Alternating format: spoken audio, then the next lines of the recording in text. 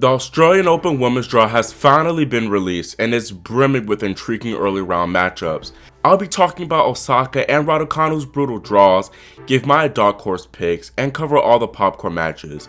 Then of course I'll predict who I think will go all the way here on Grand Slam Tennis News Today.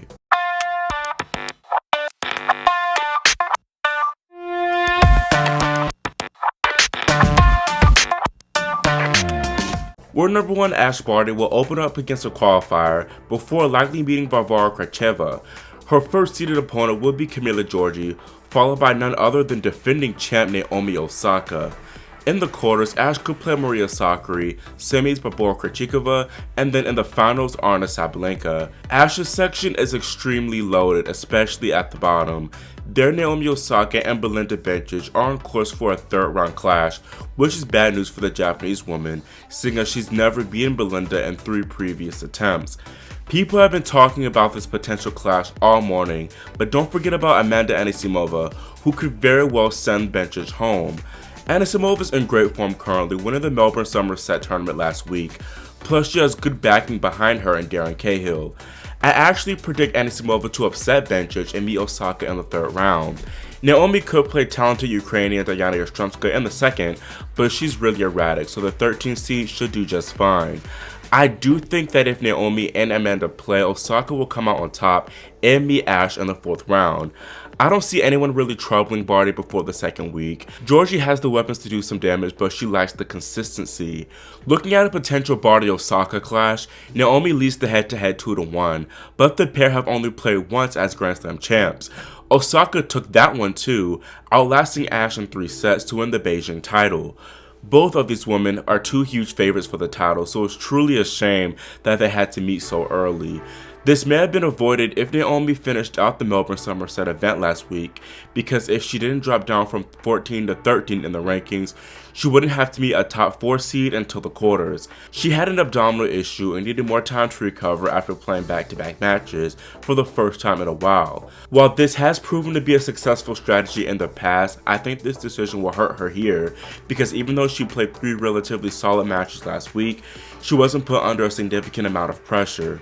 I still don't think that she's match fit, which can cost her in tight moments during a match of this caliber.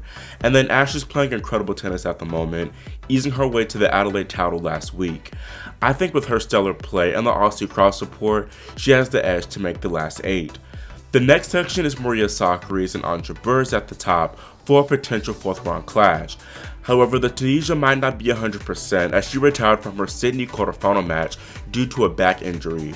American Jessica Pegula is there too, but she's been struggling this season thus far, going 0-2.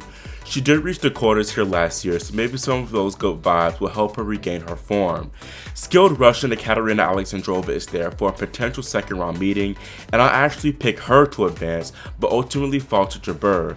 Sakkari could get an early test, likely playing Somerset 2 finalist Alexandra Sasnovich in the 2nd round. If Maria gets through, which I think she will, she'll likely play another Somerset finalist Veronika Kudermetova, and I still have the Greek women coming through to face Jabeur in the 4th. I think fitness will play a role in this match, so I'm going to have Maria progress to the quarters. 4th seed Barty and Krejcikova opens up against Andrea Petkovic, followed by possibly Donna Vekic. She could then meet Jelena Ostapenko in the 3rd round, Alina Svitolina in the 4th, Paul Badosa in the quarters, Barty in the semis, and then Sabalenka in the final.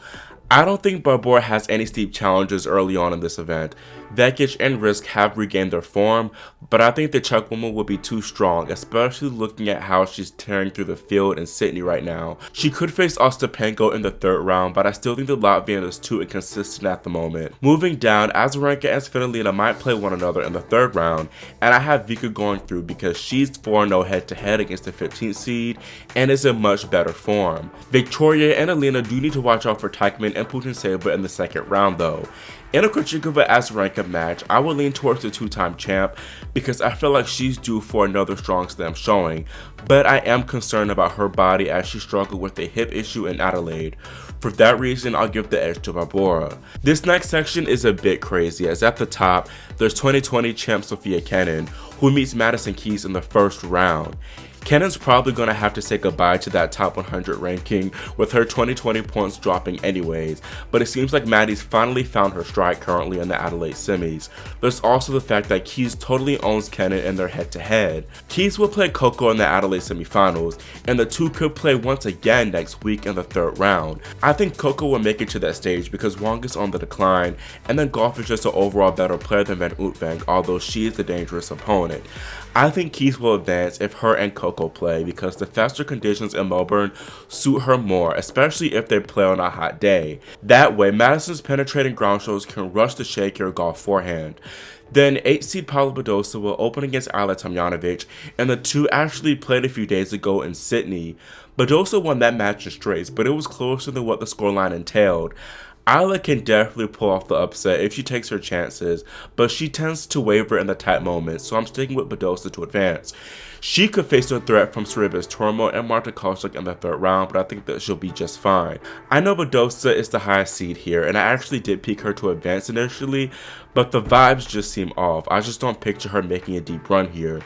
As I mentioned recently, the conditions here are kind of fast, and we know the Spaniard thrives on slower, grittier surfaces, thus I'm having Keys go to the quarters. Transitioning to the bottom half, Anett Kontaveit's section is next to observe, but her draw is pretty brutal to be honest. After getting my tricky customers in Katerina Siniakova and Clara Towson, the Estonian could then face Collins, Kanja, or Rogers in the third round, all dangerous opponents.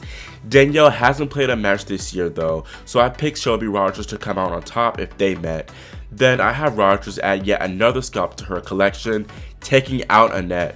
Another woman who could go deep here is Adelaide finalist Elena Raducanu, who has a pretty decent draw. Victoria Golubich might be a tricky opponent in the second round, but I think this should be fine. Then Mertens has been struggling for a minute, so I think whoever she'll play in the third round will be easy pickings. I also pick Elena to beat Shelby once again to make it to the quarterfinals. 2020 finalist Garbine Muguruza will open up against Clara Burel, followed by another Frenchman, Elise Cornet. Garbine could then play Tamara Zdenczek in the third round, Simona Halep in the fourth, then Anett Kontaveit in the quarters. Aryna Sabalenka is a possible semis opponent, and then in the finals, Barty. Garbine's section is full of slam champs, as at the top is Halep. Simo could meet a US Open winner in the third round, as Emma Raducanu and Sloane Stephens square off in the very first round. I'm honestly conflicted about who I think will win because neither woman has a lot of match reps. Emma got crushed in the first round of Sydney by Raducanu, and then Sloane got married.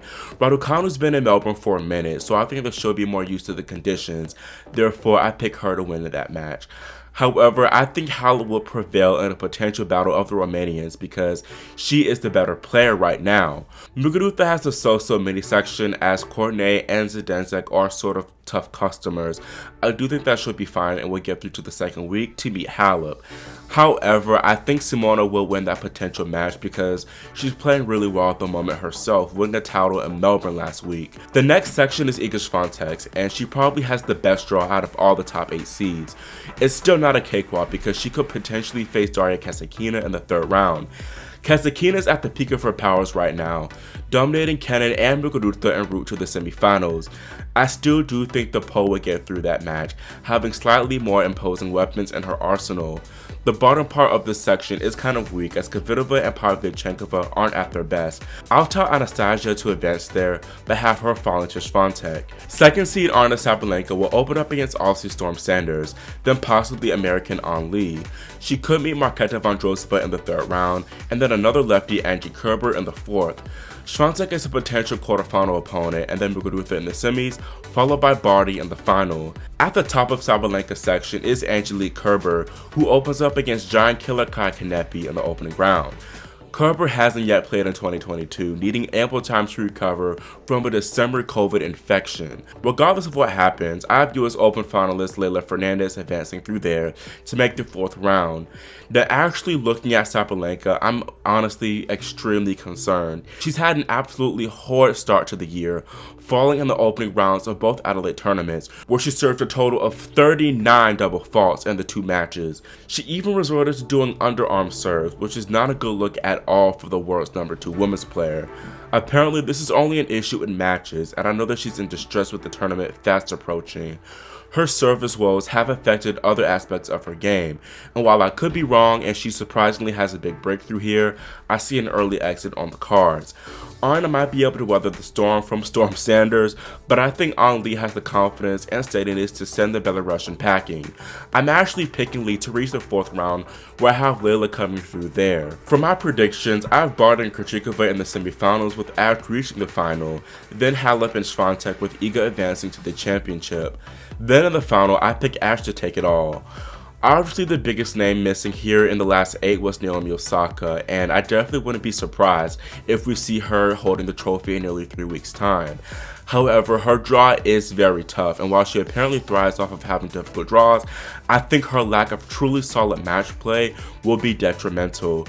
I honestly think Maria Sakkari could go all the way too, but I'm not sure if she's ready to mentally take that next step. I nearly had Azarenka reach the Final 4 stage, and she's another woman who could take it all, but she hasn't performed her best in majors recently, so I'm concerned with how she'll fare in the tougher matches. Coco Gauff has been looking solid recently, and she can definitely do some damage. She has made some positive changes to her forehand throughout the offseason, but it's still susceptible to breaking down under pressure, and I'm unsure of whether it can withstand a second week showing here. Anett Kontaveit has looked great the past 6 months, and she could definitely go far if her draw opens up. Elena Rybakina has started the year out really well, and like Anett, has the potential to reach the finals. However, Rybakina tends to crumble in the pressure moments of big matches, so I'm unsure if she's ready to make that big step herself. Then Raducanu, bless her heart. Muguruza could finally get that elusive Aussie Open title if she conquers Halep, Stevens, or even Emma in the 4th round. And then Iga just needs to be aware of Kasatkina in the 3rd round. I think that'll be her toughest opposition until the semis. I was really impressed by how Swiatek played in Adelaide. I saw his wins over Fernandez and Azarenka were pretty impressive. She looks focused, and I feel like she's primed for another big slam showing. I think it's pretty clear why I picked Ash to win the title, as she looks exceptional at the moment. Her 2 biggest obstacles will be her draw and the pressure of winning her home slam, and I think that she's at the stage where she can conquer both. Previews aside, here are my top 1st round popcorn matches.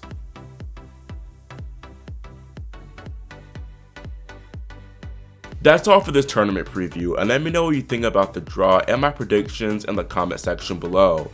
Do you think Barty and Swiatek are solid picks? If not, who do you think would be in the finals?